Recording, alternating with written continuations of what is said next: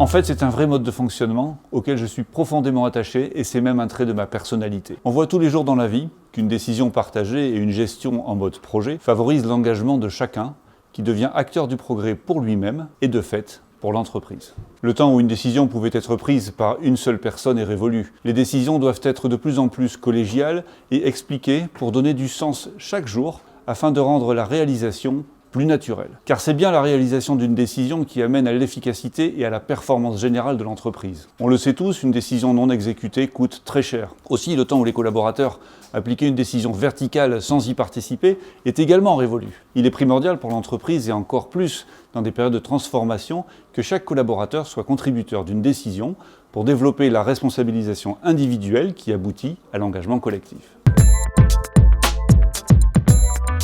Oui, le risque réside dans le temps de prise de décision.